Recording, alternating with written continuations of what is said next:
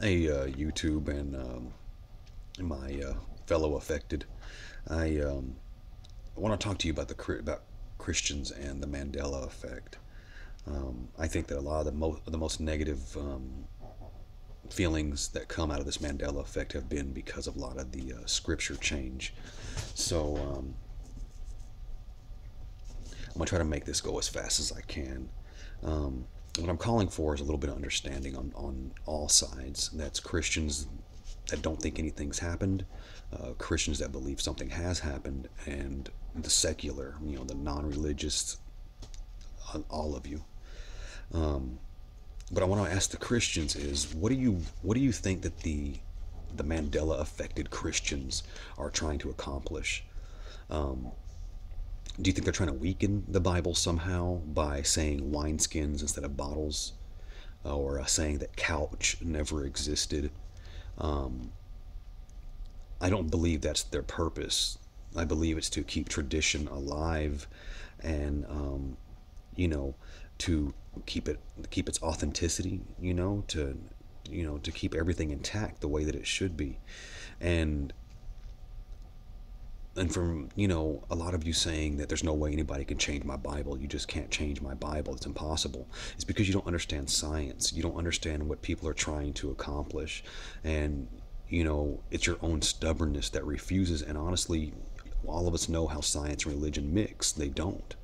Okay, but this is what you need to understand, is that there are scientists and elitists both doing or are taking part in satanic rituals and demonic things, and you know um, the elites are funding CERN, that are trying to accomplish what I think they've done, and since you're since you're so religious, you refuse to look in that direction.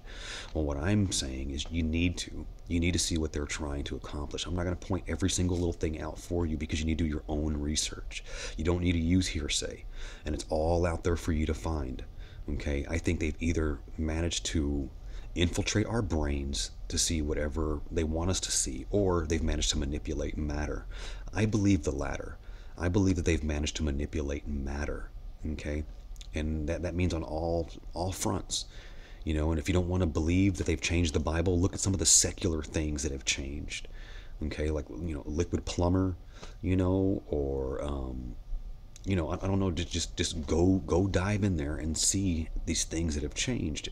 And then once you're finished, if there's any of those things that you remember, you may believe, like, man, it does seem like I remember that being differently. Ask yourself, if they've been able to change products and movies and music, don't you think that it's possible that they've managed to manipulate you and the Bible also? They have, you know and that's why I have to go back to the affected Christians again.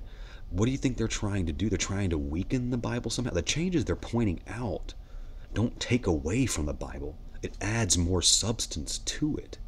Like I said, like wineskins versus bottles. I'm sorry, you in no literary form are you going to tell me that bottles is more authentic than wineskins.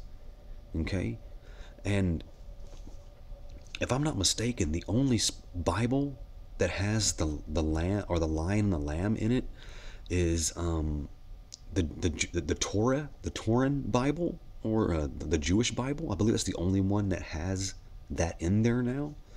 So that's where it's always come from. It's just from that Bible. I don't believe all the people that have ever heard that story are only getting it from the Jewish Bible. You need to set aside your pride. Christians, you need to set aside your pride and try to go look at what's changed and what it possibly could have changed. All right, and I understand a lot of people are afraid of it. A lot of people are scared at what's happening. It's breaking people's brains to understand or try to understand what's happening. But science is on this path to change us, change our brains, change what we see, change what we think, to manipulate us. And when you manipulate people in secrecy, it has negative motives behind it, and that's what's freaking people out the most. And I know there's a lot of people that say to stay positive, but they're messing with people's belief system. So,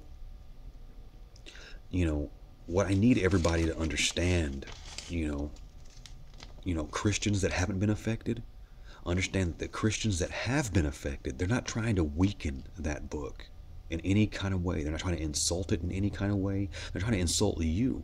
They feel like they're being insulted. And then you isolate them even more by calling them crazy or saying that it's impossible. Christians against Christians. Do you see what they're doing? See what they're accomplishing right now? And then you have the secular versus the Christians, or the non-believers versus believers. Okay? That's another wall. We're all being taken advantage of. We're all being manipulated here. People's memories and people's thoughts and people's way of life are being challenged right now with things that they know it was a different way. So, what I really, really want to bring attention to is that division. Is that's imaginary walls meant to keep us separated. And I challenge all of you. The affected ones ain't got nothing to go challenge. I mean, the affected ones don't have nothing to go look up, other than they're trying to keep intact what they believe. And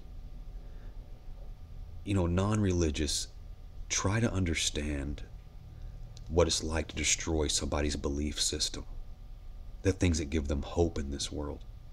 Okay? That's not right.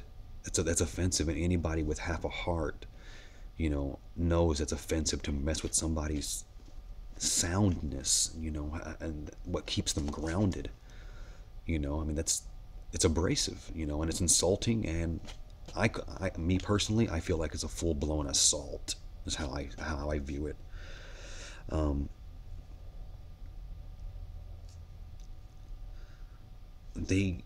They being like certain scientists doing demonic stuff, elitists doing demonic things, and the elitists are funding said scientists. They're preparing for evil the same way that Christians prepare for the Lord. They're doing the same thing, just in the opposite direction. So you have to understand, they don't care about what color you are. They don't care about what race you are. They don't care about what your beliefs are. It's a blanketed deception on all of us, on all of our minds, attacking all of us. So don't be so full of pride saying, oh, they just can't change this Bible. They can't do it. They have. They have. Either that, or they've messed with the minds of fellow Christians. Which one do you find more offensive? That's up to you. But what you don't need to do is argue with the other one. Call them crazy. Now I'm speaking to the secular. You don't see the changes? Okay, fine. Now you should be upset because they are doing something to change people's minds, to make them feel and think differently. Don't insult them. Be there for them. Help them find the answers. If they're so wrong and they're so crazy, help them find out why. Okay? And it's not a conspiracy theory. It's a phenomenon. We're all having the same memories.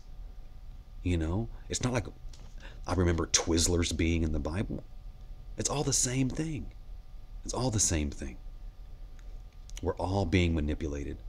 We're all of our views are being forced to change. They're putting up walls in between us to keep us fighting with each other. We have to see past that. We have to understand that we're all being manipulated. And that's the only message I need to get out. Is set aside your selfish pride. Okay? Look into what these scientists and these elitists are trying to do. I believe they've succeeded, and so do many others. So like I said, which one do you find more offensive? That they've brainwashed your fellow Christians? Or that they've actually changed the Bible? And to my secular people out there, what do you find more offensive? That they're actually changing some of your products? Or that they're brainwashing everyone? It's manipulation on a grand scale. And it's affecting all of us. I'll see you soon.